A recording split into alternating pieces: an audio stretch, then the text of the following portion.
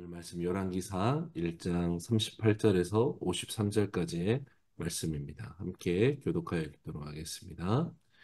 그리하여 제사장 사독과 예언자 나단과 여호야다의 아들 분하야와 그렛 사람들과 블렛 사람들이 내려가 솔로몬을 다윗 왕의 노새에 태우고 기온으로 데려갔습니다. 제사장 사독이 성막에서 기름이 담긴 불을 가져다 솔로몬에게 부었습니다. 그자 사람들이 나팔을 불었고 모든 사람들이 솔로몬 만세라고 외쳤습니다. 그러고 나서 모든 사람들이 솔로몬을 따라 올라갔습니다. 사람들이 피리를 불며 얼마나 기뻐했는지 그 소리로 인해 땅이 갈라지는 듯 했습니다.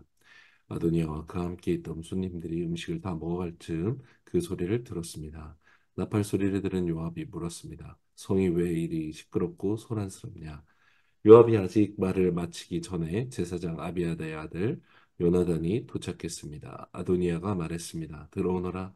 너는 좋은 사람이니 좋은 소식을 가져왔을 것이다. 요나단이 대답했습니다. 아닙니다. 우리 주 다윗 왕께서 솔로몬을 왕으로 세우셨습니다.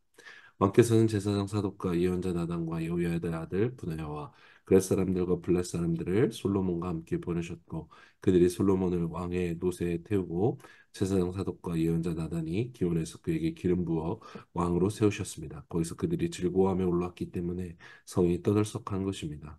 당신이 들으신 것은 그 소리입니다. 솔로몬이 이미 왕위를 차지했습니다. 또한 왕의 신하들도 우리 주 다윗과 함께 축하드리기 위해 와서 하나님께서 왕의 이름보다 솔로몬의 이름을 더 유명하게 하시고 왕의 보좌보다 솔로몬의 보좌를 더 크게 하시기를 원합니다라고 말했습니다. 그러자 왕께서 침대에서 엎드려 경배를 드리며 오늘 내 보좌 계승자를 내 눈에 보게 하신 이스라엘의 하나님 여호와를 찬양합니다라고 하셨습니다. 이 말에 아도니아의 손님들은 모두 놀라며 벌떡 일어나 뿔뿔이 흩어졌습니다. 아도니아는 솔로몬을 두려워하면서 일어나가서 제단의 뿔을 잡았습니다. 그래서 솔로몬에게 이 소식이 전해졌습니다. 아도니아가 솔로몬 왕을 두려워해 제단의 뿔을 잡고는 솔로몬 왕이 그 종을 칼로 죽이지 않겠다고 오늘 내게 맹세하게 하여라라고 합니다. 솔로몬이 대답했습니다. 만일 그가 잘하기만 하면 그 머리카락 한 가닥도 땅에 떨어지지 않을 것이다. 그러나 그 안에 악함이 드러나면 죽게 될 것이다. 솔로몬 왕은 사람들을 보내 아도니아를 제단에서 끌어내게 했습니다. 그러자 아도니아가 와서 솔로몬 왕에게 전하니 솔로몬이 말했습니다. 내 집으로 가거라. 아멘. 계속해서 열왕기상 1장을 묵상하고 있습니다. 이미 살펴본 대로 열왕기상 1장은 다윗의 네 번째 아들이었던 아도니아의 반역을 다루고 있습니다. 오늘은 1장 전체를 통해서 우리에게 말씀하는 몇 가지 점들을 살펴보기 원합니다. 첫 번째는 노년의 다윗의 모습입니다. 열왕기상 1장 1절의 첫 시작은 다윗 왕이 나이가 많아 늙어서 이불을 덮어도 따뜻하지 않았다라고 말씀하고 있습니다. 그래서 젊은 여인 이 수넴 사람 아비삭으로 시종들게 했는데 너무나 노쇠해 버려서 젊은 아름다운 여인이어도 잠자리를 할 생각도 하지 못할 정도의 상태였다라고 오히려 성경은 다윗의 모습을 묘사하고 있습니다. 이러한 노쇠한 상태는 비단 육체에만 해당하지 않았습니다. 솔로몬의 엄마였던 밧세바가 다윗이 자기가 약속했던 왕위 계승을 계속해서 미루니까 이 계승 문제를 해결하고자 1장 18절에 보면 이렇게 말해줍니다. 지금 아도니아가 왕이 됐는데 내 주 왕께서는 아무것도 모르고 계십니다. 라고 말하고 있어요. 노년의 다윗 왕은 아들이 반역을 일으켜서 왕의 찬탈을 시도하고 있는데도 아무것도 모르는 상태에 있다는 말입니다. 다윗에게는 여러 아들들이 많이 있었죠. 아도니아는 사실 네 번째 아들이었는데 사무엘 하에서 이미 첫째였던 암논이 딸이었던 다말을 좋아하니까 이 압살롬이 오히려 함께 그 결혼하는 것, 잠자리하는 것을 도와주다가 이 암논이 마음이 금세 변하는 것을 보고 결국은 압살롬이 암논을 죽이고 오히려 이 압살롬, 잘생겼고 멋있었던 이 압살롬이 오히려 아버지의 왕위에 도전해서 이 반란을 일으키기까지 했던 사건이 있었죠. 네 번째 아들이었던 이 아도니아는 열왕기상 요 1장 배경에서는 이제 첫째 아들과 같은 위치를 차지하게 됩니다. 둘째 아들은 성경에서 더 이상 나오지 않는 것으로 보아서는 이미 죽었거나 어디로 사라진 상태였었던 것으로 보여집니다. 어쨌건 아도니아는 자기가 이제 첫째 아들이었기 때문에 늙은 아버지 다윗을 보면서 당연히 자기가 왕위를 계승할 것이라 생각했고 행동했던 것이죠. 문제는 이 모든 상황에 대해서 육적으로나 영적으로나 다윗이 무감각한 상태에 있었다라는 것입니다. 이런 아도니아는 제 형 압살롬과 너무 닮아 있습니다. 1장 6절을 보면 하반절에 아도니아를 이렇게 소개해요. 그는 매우 잘생겼으며 압살롬 다음에 낳은 아들이었다라고 말하고 있습니다. 잘생겼던 형 압살롬처럼 아도니아는 잘생겼고 결국 압살롬의 길을 따라갈 것이다라는 것을 우리에게 이미 암시하고 있었던 것이죠. 솔로몬으로 넘어가기 전에 우리는 이 노년의 다윗의 모습을 통해 배울 수 있는 지점들이 있는 것입니다.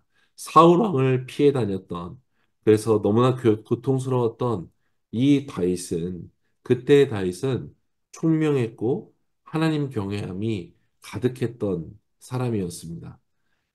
그러나 노년의 다윗에게서 그런 총명함과 경외함을 보기가 어렵다는 것이죠. 압살롬 때와 마찬가지로 자녀들에 대해서 여전히 무관심하고 방임하고 있다는 것을 볼 수 있습니다.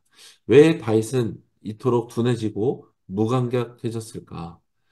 단순히 나이 때문에 그렇게 됐을까? 그렇지 않습니다. 모세, 갈렙, 성경의 많은 사람들이 오히려 노년의 때에 그들의 믿음이 빛났고 순금과 같은 순전한 신앙을 오히려 보여주고도 있습니다. 다윗의 이러한 영적인 마비는 아무래도 자기와 자기 주변에서 일어났던 작은 죄들, 사건들, 습관들을 방관하기 시작하면서 맞이했던 결과로 보여집니다. 특별히 자녀 문제에 있어서는 방임과 방관이 만들어냈던 마비라고 볼 수 있겠습니다.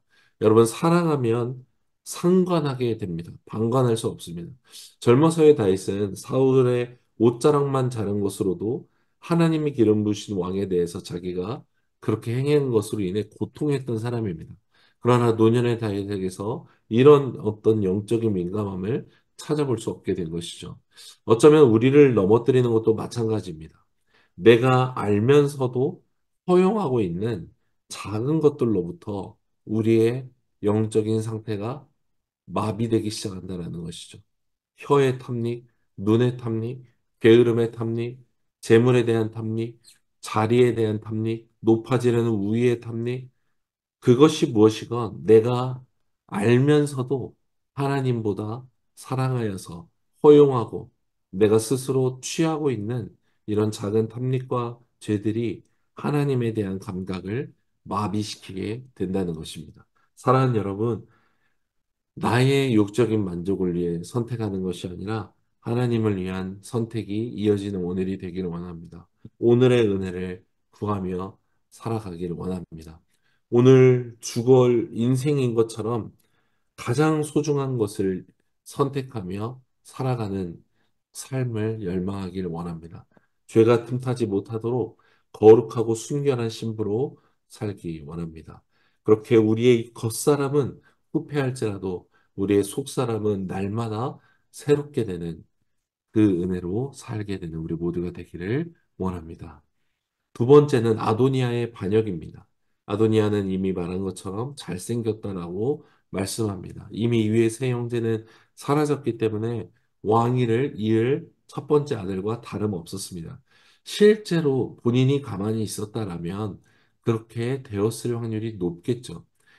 거기에 큰 영향력을 가졌던 요압과 이 군대 장관 요압과 제사장 아비아달이 자기를 지지합니다. 그리고 이들 모두는 공통점이 있었는데 유다 지파였습니다. 여러분 다윗이 12지파를 통일하기 전에 우리가 아는 대로 이 유다 지파의 왕으로서 이미 살았죠. 그리고 이제 통일 왕국이 된 이 왕권이 넘어가게 되는 시점에서 이 요압과 아비아달 이 사람들은 이 왕권이 유다 지파에서 계속 유지되어야 된다라고 생각했을 확률이 높습니다. 그래서 이 아도니아를 앞세워서 이 왕위를 자기들이 먼저 잇도록 계획했던 것이죠. 대표적인 게 요압입니다. 누구보다도 다윗의 방임적 행태와 성격을 잘 알았던 요압은 자기가 먼저 나서서 아도니아라는 명분이 가득한 이 첫째 아들로 하여금 왕위를 이미 받은 것처럼 계획을 자기가 짜 버렸던 것이죠. 아도니아부터 요압 또 아비아달까지 이들 모두가 저질렀던 가장 큰 잘못은 무엇입니까? 자기들의 계획에 하나님이 없었다라는 것입니다. 명분도 있고 사람들에게 받는 인기도 있고 다 그런 유다 지파가 왕권을 이어야 된다라는 어떤 당분도 있었지만 하나님의 말씀이 없었던 것입니다. 사람들이 모였지만 하나님은 함께 하시지 않았던 것입니다. 여러분, 하나님께서 사울을 폐기시키고 다윗을 택하셨던 이유는 무엇이었습니까? 명분이 없어서였습니까? 출신 때문입니까? 가문 때문입니까? 아닙니다. 하나님의 말씀에 청종하지 않았기 때문에 사울을 폐기시켰던 것이요. 하나님의 말씀에 청종하는 자였던 다윗을 선택하셨던 것입니다. 사랑하는 여러분, 하나님의 부르심의 절대 기준은 지금도 바뀌지 않습니다. 하나님은 당신의 말씀에 청종하는 사람을 세우시고 그를 통해서 하나님이 영광 받으시고 하나님의 뜻이 나타나기를 원하시는 분이십니다. 능력과 외모가 중시되고 자리와 위치가 제일 중요한 것처럼 보여지는 이 시대 가운데 중심을 보시는 하나님이 역사하고 계시는 것입니다. 이스라엘 왕의 권위는 어디에서 오는 것입니까? 군대 장관 요압과 제사장 아비아달과 유다 지파의 지원을 받는다고 이스라엘의 왕이 되는 것입니까? 아닙니다. 오늘 본문 38, 39절에 다윗은 솔로몬에게 다윗 왕의 노새를 태우고 성막에 기름을 가져와서 기름 부음으로 말미암아 다윗의 왕권이 계승되도록 합니다. 하나님의 나라 이스라엘 왕의 권위는 하나님의 말씀을 청중했던 왕 다윗으로부터 오는 것이요. 더 근원적으로는 성령의 기름 부음의 인자하심의 증표가 되는 기름이 부음받을 때 하나님께서 즉 그 기름을 부으실 때 왕이 된다라고 말씀하는 것입니다. 사람이 아닙니다. 내 능력과 내 계획과 내 노력으로 하나님께서 함께 하시는 것이 아닙니다. 하나님께 청종할 때 우리를 세워주시는 것입니다. 여러분, 사람의 평가에 매달려 사는 사람은 항상 불행합니다. 상대적으로 교만해지거나 상대적으로 비참할 뿐입니다. 불안합니다. 그러나 하나님을 바라보며 사는 사람은 오늘의 내 형편을 초월하여 하나님으로부터 오는 평안함을 얻습니다. 하나님이 보시는 나를 내가 보게 되기 때문입니다. 상식과 이성과 사람들의 생각에 의해 사는 인생이 아니라 하나님을 바라보고 하나님을 경외함으로 살아가는 인생 되기를 원합니다. 하나님을 가장 두려워하여 살아가게 되는 우리 모두가 되기를 원합니다. 마지막으로 아도니아의 왕의 찬탈 시도는 오히려 하나님이 예정하셨던 왕위 계승을 더 앞당기게 되었다는 것입니다. 여러분, 아도니아의 반역은 오늘 오히려 솔로몬의 왕위 계승을 앞당기는 결과를 가져옵니다. 악인의 악행함이 하나님의 뜻을 이루는 촉매제 역할을 한 것입니다. 로마서 8장 28절 말씀대로 하나님을 사는 자 그 뜻대로 부르심을 받은 자들에게는 모든 것이 합력할 선을 이루신다라고 하신 말씀처럼 악인의 만연함과 악한 것이 팽배할지라도 여러분 하나님은 하나님의 섭리와 통치를 오히려 나타내신다는 것입니다. 오늘 다윗의 노새를 타고 기온에서 성막에 기름이 부어지자 모든 백성들은 솔로몬 왕 만세를 외치며 기뻐했다라고 합니다. 기뻐한 소리가 얼마나 컸던지 땅이 갈라지는 듯할 정도였다라고 합니다.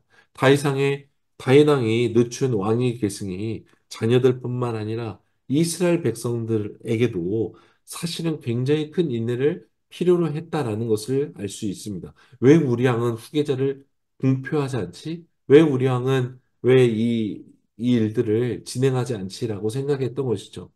사랑하는 여러분, 때로 아도니아와 같은 사람이 나를 고달프게 하고 이 세상을 살아가는 것에 절망하게 할 수 있습니다. 가장 아픈 부분을 건드릴 수도 있죠. 바사바의 입장처럼 한없이 기다려야 되는 시간을 지나야 할 수도 있습니다. 그러나 여러분, 그 모든 시간 가운데 하나님은 함께하고 계시고 하나님이 이 땅을 다스리신다라는 것입니다. 하나님의 공의와 약속은 악인의 우세함과 충만함으로 인해 사라지지 않습니다.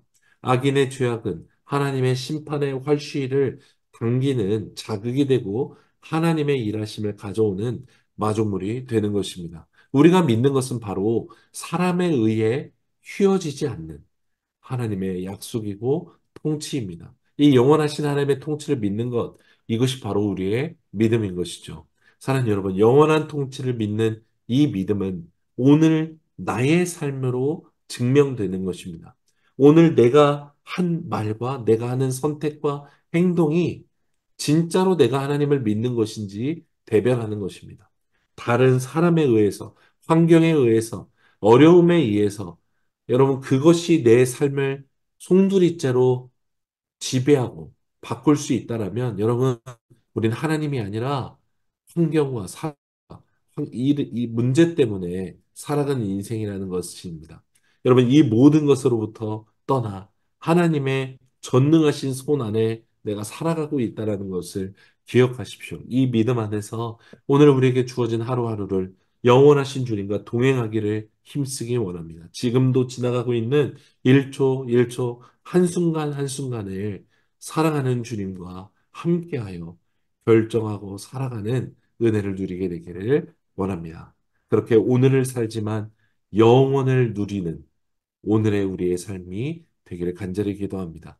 고통이 있고 아픔이 있을 수 있지만 영원하신 주님으로 인해 누리는 기쁨과 평강이 가득하기를 축복합니다.